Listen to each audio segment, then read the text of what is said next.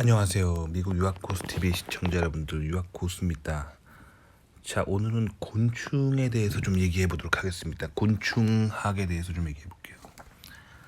자, 배경화면에서 보시는 것처럼 오늘 얘기해 볼 내용은 좌파 환경 테크트리 타다가 폭망한 곤충 박사라는 얘기에 대해서 해보도록 하겠습니다. 최근에 제가 사실 좌파 우파 얘기를 많이 하는데 이유가 있어요. 원래 제가 이런 얘기 잘 안 했거든요. 근데 제 채널에 굳이 이런 정치적인 얘기를 해야 될까, 과학 얘기만 하자라고 생각했었는데, 사실 지난 좌파 정권 때 한국이 굉장히 좌로 갔어요. 그래서 잘 아시다시피 한국의 국가정보원이 완전 망가졌죠. 그래서 한국에 지금 남한에 대한민국의 간첩들이 되게 많이 내려와 있어요. 그래서 한국의 곳곳에서 특히 미디어를 통해서 굉장히 좌파적인 흐름이 한국으로 들어가고 있습니다. 심각해요. 그래서 제가 굉장히 심각하다는 거를 제가 깨닫고 여러분들한테 좀 강조드리고 싶습니다. 왜냐면 좌파에 빠지면 가난해지거든요. 좌파에 빠지면 하는 일이 모두 망합니다. 망하면 안 되겠죠. 인생이 얼마나 소중합니까? 특히 여러분들 제 채널 왜 보십니까? 다들 성공하려고 보는 거잖아요. 제 영상 몇 년간 보면 뭐합니까? 좌파에 빠지면 그냥 망하는 거예요. 아시겠죠? 그래서 좌파에 빠지면 안 돼요, 여러분. 그래서 제가 항상 얘기를 드리는 거예요. 저 무슨 좌파나 우파 이런 얘기 하면서 막 여러분들한테 정치에 대한 푸시를 하려는 게 아니라, 저는 정치에 관심이 없어요. 그거보다 행복하게 살고 인생 성공하고 이런 데 관심 있는 사람이에요. 그러니까 좌파에 빠지면 안 되겠죠. 좌파에 빠진 사람이 전 제일 안타깝습니다. 아시겠죠? 이 사람도 되게 안타까워요. 제가 오늘 할 얘기는 좌파에 빠진 매우 안타까운 곤충 박사에 대해서 얘기해 보도록 하겠습니다. 자, 일단 곤충 얘기를 왜 하는지 얘기해 드리면, 저 아들이 있어요. 아들, 초등학교 다니는 아들이 있는데, 얘가 나랑 정신세계가 너무 똑같아요. 그 아버지의 그 아들이란 말이 있는 것처럼 나의 어렸을 때 그 속성이랑 너무 똑같습니다. 제가 초등학교 때 맨날 곤충 잡으러 다녔거든요. 그래서 곤충 표본 만들고 막 곤충 연구가였는데, 초등학교 때. 그러다가 중학교 때 이제 곤충에 대한 관심이 컴퓨터 게임이나 이런 걸로 좀 옮겨가면서 제가 결국엔 실리콘밸리까지 오게 되는 컴퓨터 관련 일을 하는 박사가 됐는데, 원래 어렸을 때는 그 생물학에 관심이 되게 많았어요. 이공계 브레인이란 얘기죠. 근데 제 아들이 지금 곤충을 되게 좋아합니다. 그래서 미국의 웬만한 곤충 박물관은 다 가봤어요. 근데 영상을 보시는 것처럼 저는 최근에 한국 여행을 다녀왔죠. 그래서 또 한국에 또 이런 곤충 박물관을 또 다녀왔어요. 그래서 이런 거, 저 아들이 굉장히 좋아하는 게 장수풍뎅이 이런 거거든요. 사슴벌레. 저랑 똑같아요. 그래가지고 아들에게 좀 또 한국의 장수풍뎅이를 또 보여주기 위해서 한국의 곤충 박물관을 여러 군데 다녀왔습니다. 그랬어요. 그리고 이제 한국에 이제 곤충 관련해서 연구하는 또 박사들을 찾아가지고 또 아들에게 또 그들의 삶에 대해서 좀 들려줬어요. 그래서 이번에 한국 갔을 때 한국의 국내 대학교 한국내 박사 학위를 받은 곤충 박사의 곤충을 연구하는 사람을 만나가지고 저희 아들에게 이제 좀 그의 연구를 좀 들어보라고 좀 하면서 이렇게 좀 해줬어요. 아버지로서 이 정도 해줄 수 있잖아요, 그렇죠? 근데 이 곤충 박사가 이번에 한국 가서 만났는데 너무 힘들어하고 있더라고요. 왜 힘들어하냐고 했더니 이 사람이 곤충을 연구하는데 뭘 연구하냐면 지구온난화를 연구해요. 지구온난화를 연구하는데 그거랑 곤충이랑 무슨 상관이 있냐면, 그 곤충은 온도에 되게 민감해요. 그래서 그 열대 지방에 사는 곤충이 있고, 그리고 조금 서늘한 지방에도 살 수 있는 그런 곤충이 있고, 근데 곤충은 전반적으로 이제 온도에 좀 민감한 경향이 있어요. 그래서 온도에 따라서 서식하는 곤충이 달라지죠. 그래서 이 사람이 이 온도에 따라서 곤충이 서식하는 곳이 달라지는 거를 계속 트래킹함으로써 뭘 이제 연구하냐면, 그래서 지구 온난화가 심각해지고 있다, 요거를 연구하는 사람이에요. 그러니까 곤충을 이용해서 이제 그런 연구를 하는 거죠. 근데 이 사람이 토픽이 너무 안 좋아. 왜 그러냐면, 지구 온난화는 전형적인 좌파적인 그런 연구예요. 그렇기 때문에 이게 정치적으로 너무 민감한 토픽이란 말이에요. 그래서 이런 거 연구하면 안 돼요. 왜 안 되냐면 가난해집니다. 그러니까 좌파적인 연구하면은 가난해져요. 뭐 가난해져도 괜찮다, 나는 굶어 죽어도 괜찮다, 나는 공부하는 게 좋다 하면 하세요. 근데 가난해지는 연구는 하면 안 되는 거 아니에요. 웬만하면. 왜냐면 처자식이 있고 본인의 미래도 있는데 최소한 본인이 가난해지는 연구는 하지 말아야죠. 그래서 제가 오늘 얘기하는 거예요. 자, 이 사람이 지구온난화를 연구하고 있는데, 왜 지구온난화가 왜 가난해지는 연구냐면, 이게 전형적인 좌파가 밀어주는 그런 연구예요. 그래서 좌파가 득세하면 이제 지구온난화에 대한 연구를 좀 하겠죠. 하지만 지금 한국의 정권은 우파입니다. 우파가 이제 정권을 잡으면 지구온난화 같은 연구는 바로 죽어요. 그러니까 이런 좌파 환경 관련 테크트리는 함부로 타면 안 돼요. 본인 미래에 너무 안 좋단 말이에요. 근데 어쨌든 제가 곤충 박사님을 만났는데, 이 사람이 하필 좌파 환경 테크트리를 타고 있었어요. 그런데 뭐 그럼 좌파 정권 때는 뭐 좀 할 수 있는 일이 있었겠죠. 근데 지금 한국은 right now 우파 정권이죠. 그래서 좌파 환경 테크트리는 테크트리 타면 바로 죽습니다. 그러니까 좌파 트리 타면 안 돼요. 그 얘기를 해드리려고 하는 거예요. 자, 그러면 왜 지구온난화는 좌파적인 테크놀로지일까? 제가 설명드려 보도록 하겠습니다. 자, 또 오늘도 좌파 우파에 대해서 좀 얘기를 해드릴게요. 자, 왜냐면 이게 왜 한국에 계시는 분들이 중요하냐면, 이게 여태까지 그 한국 사람들은 좌파와 우파를 잘 구분하지를 못했어요. 한국 역대 대통령 중에 이 좌우를 잘 구분하셨던 분은 그 대한민국의 초대 대통령님인 이승만 박사님이죠. 이승만 박사님은 프린스턴에서, 그 유명한 프린스턴 대학교에서 정치학을 박사학위를 딴 사람이에요. 그러니까 정치의 달인이죠. 그렇단 말이에요. 그래서 그분이 미국에서 정치학 박사를 전공하시고, 그리고 개신교적인 청교도적인 건국 사상을 가지고 세운 나라가 대한민국입니다.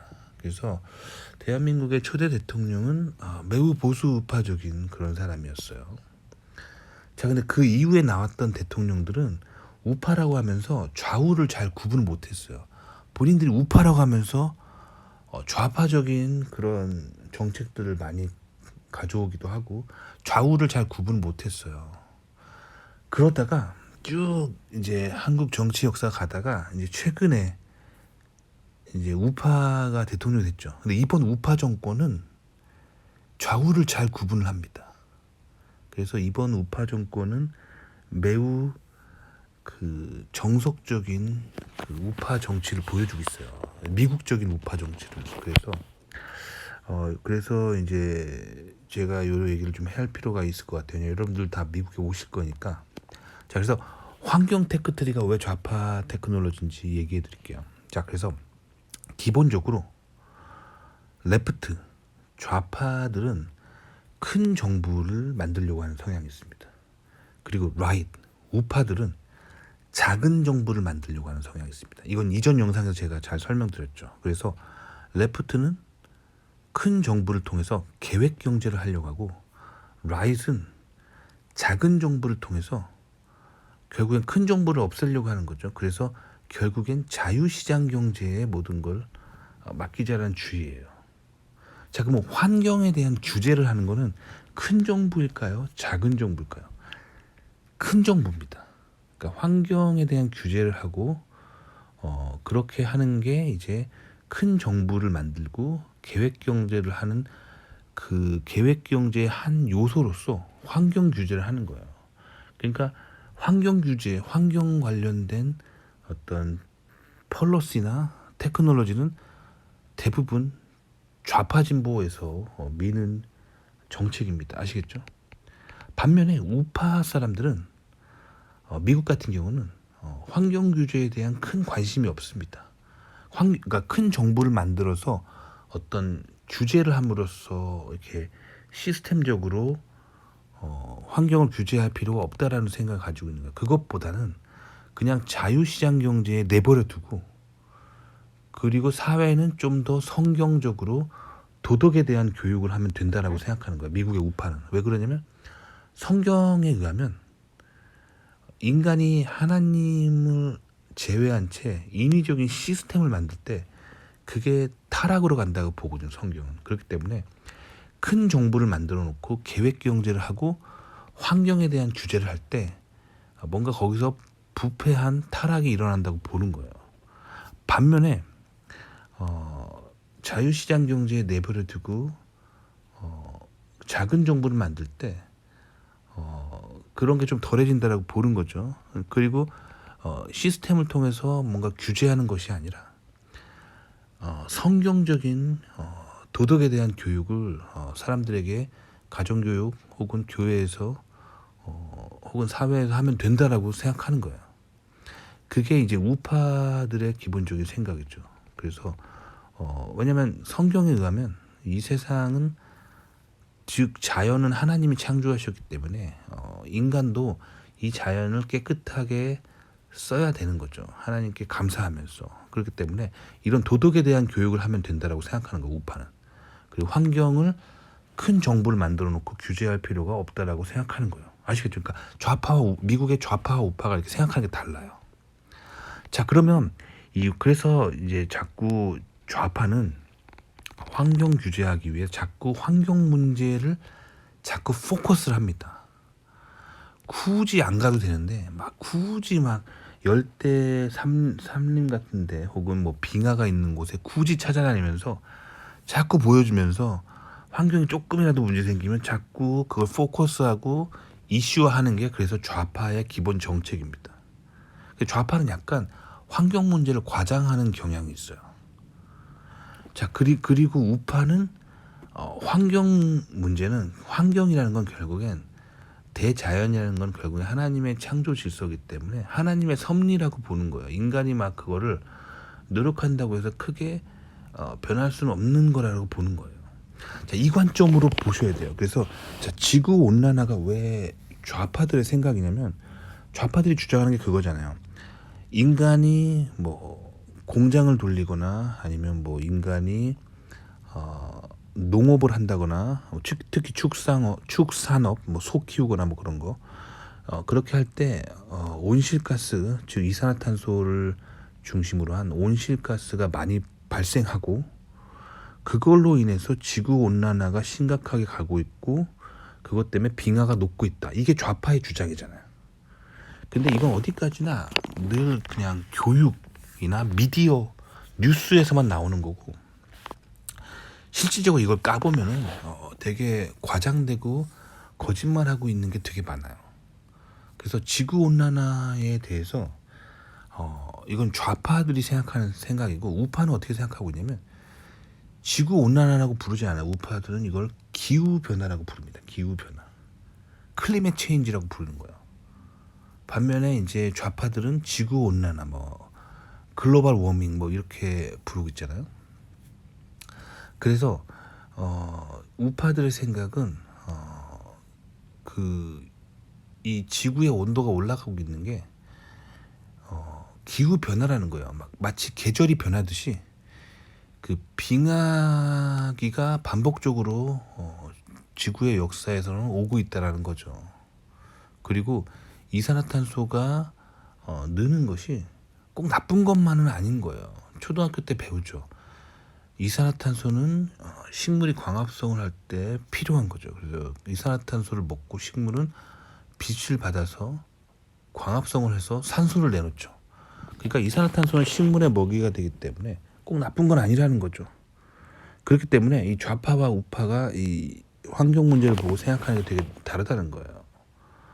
자, 근데 실질적으로 저도 이거에 대해서 좀 논문도 보고 그런 적이 있는데, 지구가 반복적으로 더워졌다, 차가워졌다를 반복을 합니다. 이 주기가 있어요. 아주 오랜 시간을 주기로 지구는 더워졌다, 뜨거워졌다를 반복합니다. 마치 계절이 변하듯이 그렇게 하고 있어요. 근데 이 지구 온난화를 주장하는 좌파들은 지구가 최근에 계속 더워지고 있다라고 하는데, 사실 그 데이터를 보면은 1980년대 이후 데이터만을 보여주고 있어요. 무슨 말이냐면 1980년대 이후로 지구가 조금씩 더워지고 있는 건 사실이거든요. 근데 그게 그 온실가스로 인한 지구 온난화 때문이다라고 좌파는 주장하고 있는데, 사실 지구의 역사를 보면 지구는 더워졌다 뜨거워졌다를 계속 반복하고 있어요. 그러니까 1980년대 이전의 자료도 봐야겠죠. 뭐 1900년, 1800년, 1700년 과거 자료들 봐야겠죠. 근데 그때는 뭐 컴퓨터로 센서가 있었던 시절은 아니고, 뭐 간접적인 방법으로 볼 수 있죠. 뭐 예를 들면 오래된 나무의 나이테를 보고 추측한다든지, 아니면 뭐 화석의 증거들을 보고 추측한다든지 여러 가지 방법이 있어요. 그래서 사실 기후학자들은 대부분 뭐라고 말하고 있냐면, 지구 온난화가 실존하는 게 아니라 이건 어떻게 좌파들의 주장이라는 거죠. 그리고 실제로 기후를 연구하는 사람들 얘기를 들어보면 지구는 아주 오랜 기간을 통해서 뭐 몇만 년 주기로 빙하기가 반복적으로 오고 있다는 거죠. 그래서 지구는 더워졌다 차가워졌다를 반복하고 있고, 지금이 더워지고 있는 시즌인 거고, 근데 지구의 역사를 보면 지금보다 더 더웠던 적도 많고, 사실 별 걱정할 게 없다는 게 환경 전문가, 기후 전문가들의 의견이에요. 근데 좌파는 거짓말하죠. 미디어를 통해서 좌파 정치인들이 항상 환경에 굉장히 문제가 많다는 식으로 가스라이팅을 합니다. 그렇게 해가지고 거짓말을 하고 있어요. 그러니까 사실 기후에 대한 과학적인 의견은 사실 좌파들의 생각이 좀 거짓말이 되게 많아요. 아시겠죠? 자, 근데 요 분 같은 경우는 좌파 테크트를 타고 있는 거예요. 그래서 이 지구 온난화를 믿고 계신 거죠. 즉 그 좌파적인 어떤 영향을 좀 받으신 거예요. 그래서 과학자라면 정말 과학적으로 그 지구의 뭐랄까 온도 변화를 좀 분석하신 다음에 하면 좋은데, 본인의 철학이 좀 얘기해 보니까 매우 좌파 진보 사이드에 치우쳐 계시더라고요. 그렇기 때문에 지구 온난화를 좌파 진보에서 매우 주장하기 때문에 이 사람이 좌파적으로 지구 온난화를 믿고 계신 거예요. 그래서 그 자신의 믿음을 자신의 연구에 적용시켜서 그 곤충 연구를 하는데, 지구 온난화로 인해서 곤충의 서식지가 변하고 있고, 그렇게 해서 지구 온난화가 심각하다가 이 사람의 어떤 연구의 어떤 기본적인 어떤 방향성인데, 이게 매우 정치적인 토픽입니다. 그래서 좌파 환경 테크트리 타다가 우파 정권이 들어서자 이 사람 연구가 폭망했어요. 연구비도 없고 지금 죽으려고 그러더라고요. 그래서 이런 정치적으로 민감한 어떤 연구들 있잖아요. 뭐 지구 온난화 혹은 뭐 태양 전지 뭐 이런 거 있잖아요. 이런 연구들은 웬만하면 좀 피하시는 게 좋아요. 왜냐면 이런 태양 전지도 마찬가지예요. 태양 전지도 왜 하냐면 마찬가지예요. 좌파들이 큰 정부를 만들려고 하고 계획 경제를 만들려고 하기 때문에 환경 규제를 하고 싶어 한단 말이에요. 그래서 태양 전지 같은 경우는 뭐 클린 에너지라고 막 좌파들이 또 거짓말하면서 이게 막 팔아먹잖아요. 그래서 태양 전지 판매는 이 좌파들의 주 수입원이에요. 왜냐면 그 환경에 대한 가스라이팅을 한 다음에 어떤 큰 정부를 만들려고 하고 정부 차원에서 환경 규제를 하려고 하면서 그래서 뭐 원자력이나 뭐 그런 화석 연료보다 클린 에너지 이런 태양전지가 훨씬 더 좋은 거다라고 하면서 태양전지 팔아먹는 게 좌파의 주 수입원이거든요. 그러니까 이 태양전지 산업이나 뭐 환경 문제, 뭐 지구 온난화 이런 거 관련된 거는 다 좌파적인 테크놀로지예요. 이런 걸 하게 되면은 좌파가 득세하면 그래도 뭔가 좀 할 일이 있겠죠. 근데 우파가 득세하면은 그 바로 태양전지 사업은 죽어버려요. 그리고 원자력으로 하려고 하겠죠. 그러니까 이게 좌파가 하는 이 테크놀로지는 대부분 우파에 대한 어떤 반대하려고 비효율적인 것들을 막 선택하려고 하는 경향이 있어요. 그러니까 무슨 말이냐면, 자, 기득권은 좌파인가 우파인가요? 우파가 기득권이잖아요. 그렇기 때문에 그 우파 사람들이 그 사회를 이끄는 엘리트들이 대부분 우파예요. 뭐 판사, 검사, 뭐 대기업 임원, 뭐 이런 사람들 있잖아요. 소위 말하는 우리 세상에서 잘났다고 하는 사람들은 대부분 우파입니다. 그 사람들이 왜 우파 사이드를 하냐면 우파적인 생각이 굉장히 효율적인 생각이에요. 성공하는 생각이고 돈을 벌어들이는 생각입니다. 그렇기 때문에 이 사회 엘리트들이 우파에 서는 경향이 많죠. 그런데 이제 좌파는 그 기득권에 대한 저항이잖아요. 그렇기 때문에 이미 우파가 뭐 좋은 테크놀로지는 다 가져가 버렸어요. 좋은 정책은 다 가져가 버렸어요. 그렇기 때문에 좌파가 할 수 있는 건 항상 뭐냐면 우파랑 반대하는 거예요.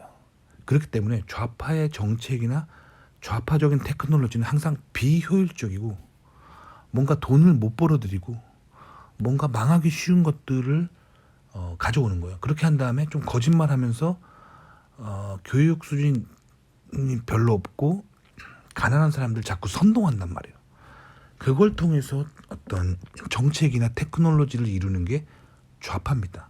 그렇기 때문에 좌파적인 테크놀로지를 여러분이 선택하게 되면 그 결과 아주 자연스럽게 가난해진단 말이에요. 이 사람처럼. 그래서 제가 이번에 만난 이 곤충 박사님은 이 좌파 환경 테크트리 타다가 폭망한 대표적인 케이스입니다. 그러니까 여러분들도 이런 감각을 좀 가지고 계셔야 돼요. 그래서 본인이 뭐 여러 가지 뭐 본인 개인 철학으로 인해서 좌파 진보적인 사이드에 뭐 이분도 쓰신 것 같은데, 근데 문제는 이렇게 계속 살면은 계속 가난해집니다. 그러니까 좌파적인 테크트리를 타지 마시고요, 우파적인 테크트리를 타세요. 그럼 이 사람이 곤충을 정말 하고 싶다면 좌파적이지 않은 그런 테크트리를 타면 좀 더 좋았겠죠. 뭐 예를 들면 뭐 저라면 그럴 것 같아요. 곤충을 이용해서 환경을 연구한다기보다는 곤충을 이용해서 저라면 의료 연구를 할 것 같아요. 의학 연구. 그래서 뭐 예를 들면 곤충이 내놓는 분비물들이 있거든요. 그런 분비물들을 이용해서 병을 치료할 수 있어요. 대표적인 게 크론병 같은 거의 치료죠. 또한 곤충이 탈피할 때 나오는 호르몬 같은 걸로 파킨슨병 같은 것도 개선할 수 있는 효과가 있죠.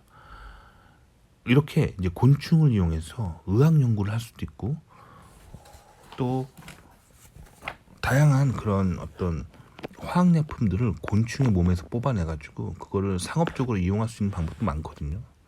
근데 왜 하필 저 사람은 그 글로벌 워밍, 지구 온난화에 대한 그런 연구를 해가지고 좌파적인 연구를 해가지고 왜 이렇게 가난하게 사는지 그게 좀 이해가 안 갔어요. 그래서 저는 어찌됐든 저 사람 연구가 괜찮아가지고, 괜찮다기보다는 저 사람이 이제 곤충에 대한 연구를 활발하게 하는 사람이라서 뭐 아들이 곤충에 관심이 많아가지고 보여주긴 했는데, 따로 아들한테 불러가지고 좀 교육을 하려고요.